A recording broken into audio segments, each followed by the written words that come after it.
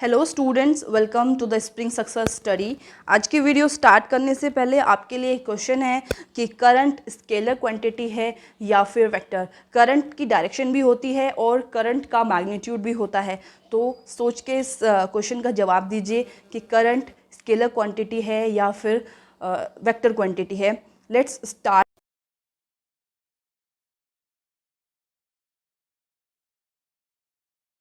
This video is about basic electrical quantities. जितनी भी electrical quantities हैं वो एक दूसरे से कनेक्टेड हैं, लाइक अ फैमिली। जैसे एक फैमिली में कुछ मेंबर होते हैं वो एक दूसरे से रिलेटेड होते हैं, कुछ डिपेंडेंट होते हैं, कुछ इंडिपेंडेंट होते हैं। सिमिलरली किसी भी ऑब्जेक्ट का सबसे छोटा पार्टिकल एटम होता है। एटम के न्यूक्लियस में न्यूट्रॉन और प्रोटॉन होते हैं। This is the nucleus of the atom. Neutron और प्रोटॉन की वैल्यू इक्वल होते हैं। न्यूट्रॉन न्यूट्रल होते हैं और प्रोटॉन पॉजिटिवली चार्ज होते हैं। एंड न्यूक्लियस के चारों ओर ऑर्बिट्स में इलेक्ट्रॉन मूव करते रहते हैं। इलेक्ट्रॉन नेगेटिवली चार्ज होते हैं। According to the basic structure and property of matter, electron का नंबर डिसाइड होता है कि उसके स्ट्रक्चर और जो नेचुरल प्रॉपर्टी है उसके अकॉर्डिंग कितने उसमें इलेक्ट्रॉन है। ये मैटर टू मैटर और एटम टू एटम डिफरेंट होता है।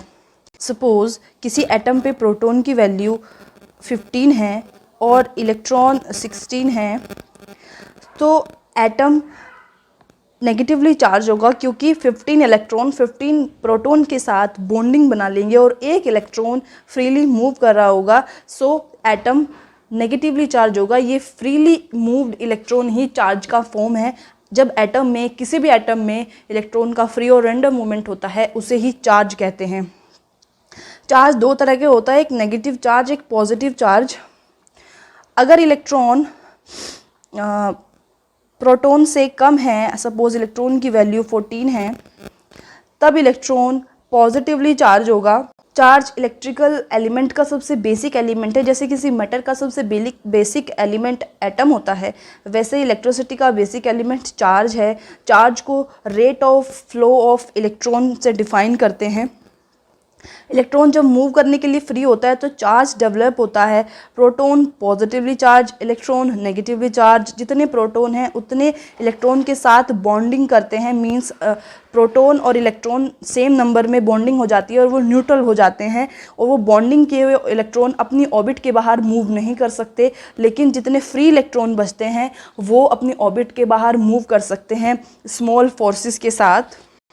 चार्ज को Q से डिनोट करते हैं और उसकी SI यूनिट कूलम्ब होती है। एक इलेक्ट्रॉन में 1.6 × 10⁻⁻19 कूलम का चार्ज होता है और एक कूलम में 624 × 10⁻18 इलेक्ट्रॉन होते हैं। मींस अगर किसी एटम में एक इलेक्ट्रॉन फ्रीली मूव कर रहा है, दैट मींस वो एटम 1.6 × 10⁻19 कूलम का चार्ज कैरी कर रहा है। और अगर आप कहें कि किसी एटम में या किसी मैटर में किसी ऑब्जेक्ट में 1 कूलम का चार्ज है, तो हम कहेंगे कि उस ऑब्जेक्ट में 624 × 10⁻18 इलेक्ट्रॉन है। रियल वर्ल्ड में ये यूजुअल नहीं है कि कोई ऑब्जेक्ट फ्यू कूलम का चार्ज स्टोर कर पाए। अगर हमें कैपेसिटर की वैल्यू, हमने जो कैपेसिटर की वैल्यू सुनी है वो माइक्रोफैरड और नैनोफैरड में सुनी है, क्योंकि लगभग कुछ फ्यू कूलम के चार्ज को स्टोर करने के लिए शायद एक रूम जितना बड़ा कैपेसिटर बनाना पड़े, which is not usual. I am not saying it's impossible, I am saying unusual. क्योंकि किसी भी एलिमेंट को बनाने में उसकी कॉस्ट के कंपैरिजन में उसका वर्क देखा जाता है। अगर काम कम हो और कॉस्ट ज़्यादा हो तो ऐसा एलिमेंट रिलायबल नहीं है, और अनरिलायबल एलिमेंट को इलेक्ट्रिकल इंजीनियर्स हमें यूज़ नहीं करना चाहिए। अब हमने कहा कि इलेक्ट्रॉन का रैंडम फ्लो चार्ज है, और अगर चार्ज को एक डायरेक्शन या एक मीडियम से फ्लो कराने लगे, जैसे पानी नदी से बह रहा है एक डायरेक्शन से, तो चार्ज की फ्लो को हम करंट कहते हैं। जब चार्ज किसी मीडियम से या जैसे वायर से फ्लो होता है तो करंट का रूप ले लेता है। करंट को I से डिनोट करते हैं और इसकी यूनिट एम्पियर होती है। करंट का मैथमेटिकल फॉर्मूला है I dq/dt। dq/dt एक डिफरेंशिएशन फॉर्म है जो डिनोट करती है कि नॉमिनेटर में जो क्वांटिटी है वो डिनोमिनेटर के रिस्पेक्ट में कितना चेंज हो रही है। मीन्स चार्ज टाइम के रिस्पेक्ट में कितना चेंज हो रहा है, that is equals to current. Current की वैल्यू चार्ज का change with respect to time depend करती है। ना वोल्टेज, जैसे रिवर में पानी फ्लो हो रहा है ऐसे वायर में करंट फ्लो हो रहा है, लेकिन रिवर में पानी फ्लो अपने आप नहीं हो रहा है, उसके लिए एक फोर्स, एक बल काम कर रहा है जिसे हम ग्रेविटेशनल फोर्स यानी कि गुरुत्वाकर्षण बल कहते हैं। गुरुत्वाकर्षण बल के कारण पानी पृथ्वी की हायर पॉइंट से लोअर पॉइंट की तरफ फ्लो होता है। अगर किसी इक्वल सरफेस में या पोर्ट में आप पानी भरें तो पानी ठहर जाएगा, मूव नहीं होगा। लेकिन अगर कोई एलिवेटेड सरफेस हो जो एक तरफ से ऊपर और एक तरफ से नीचे हो, तो पानी ऊपर की तरफ से नीचे की तरफ फ्लो होगा, जो कि ग्रेविटेशनल फोर्स की वजह से होगा। इसी टेक्निक को हम हाइड्रो पावर प्लांट्स में भी यूज़ करते हैं। सो सिमिलरली करंट को फ्लो कराने के लिए एक फोर्स की ज़रूरत होती है जिसे वोल्टेज, पोटेंशियल डिफरेंस या फिर इलेक्ट्रोमोटिव फोर्स भी कहते हैं। जितना ज़्यादा फोर्स होगा उतना ही ज़्यादा फास्टर करंट का फ्लो होगा। करंट वोल्टेज के हायर पोटेंशियल से लोअर पोटेंशियल की तरफ फ्लो होती है। वोल्टेज को V से डिनोट करते हैं और उसकी SI यूनिट वोल्ट होती है। वोल्टेज का जो मैथमेटिकल फॉर्मूला है वो है कि पर यूनिट ऑफ चार्ज को फ्लो कराने के लिए कितना वर्क हुआ, that is equals to voltage. 1 volt is equals to 1 joule of work per coulomb of charge. Now power, rate of change of energy with respect to time is called power. Power को P से denote करते हैं और उसकी SI unit what होती है। Power का जो मैथमेटिकल फॉर्मूला है वो है dW/dt means work done for the particular time, means कितने टाइम में कितना वर्क डन हुआ है, that is equals to power. अगर इलेक्ट्रिकल फॉर्मूला के रिस्पेक्ट में देखा जाए तो पावर होती है P equals to V into I, ये हम सब ने पढ़ा है। और वो कैसे होती है, C I equals to dQ/dt हम समझ गए। Charge with respect to time is current.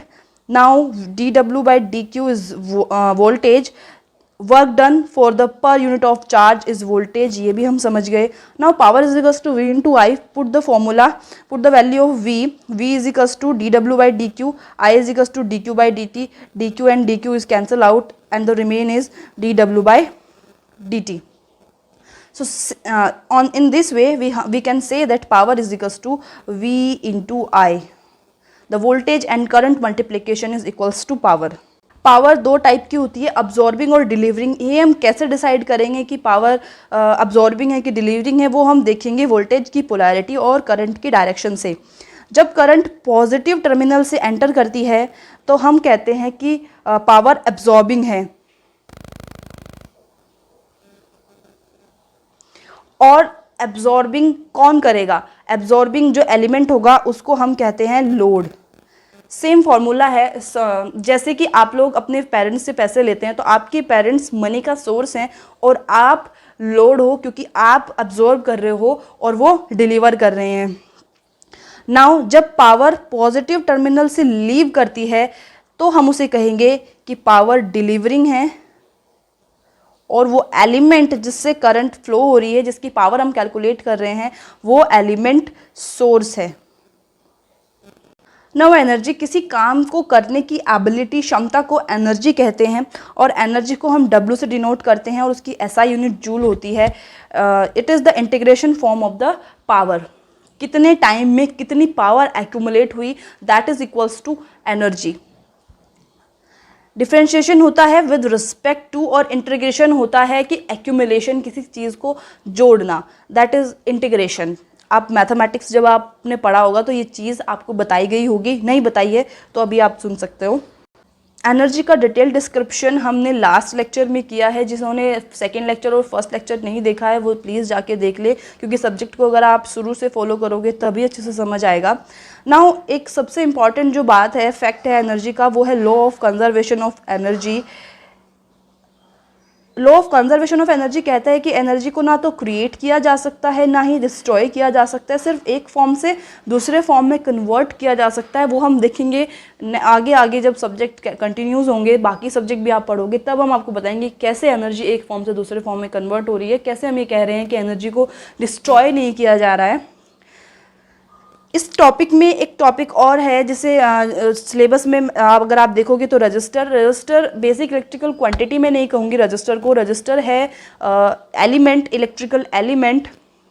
So register, capacitor, inductor, इनके लिए एक पर्टिकुलर, इन पे बेस्ड एक अलग से वीडियो होगी, अलग से लेक्चर होगा जिसमें हम रजिस्टर को भी इंक्लूड करेंगे। फिलहाल तक आप यही समझिए कि बेसिक इलेक्ट्रिकल क्वांटिटी है charge, current, voltage, power and energy. इस टॉपिक से रिलेटेड जो नोट्स हैं वो टेलीग्राम चैनल पर अपलोड हो गए हैं। ये वीडियो अगर आपको अच्छी लगी हो तो लाइक एंड शेयर करिए और चैनल को सब्सक्राइब करिए। और जो क्वेश्चन हमने सबसे शुरू में पूछा था कि करंट स्केलर क्वांटिटी है या वेक्टर क्वांटिटी है, ये आप प्लीज़ कमेंट में बताइए। नेक्स्ट वीडियो में, नेक्स्ट लेक्चर में मैं इसका आंसर दूंगी। Thank you for the watching.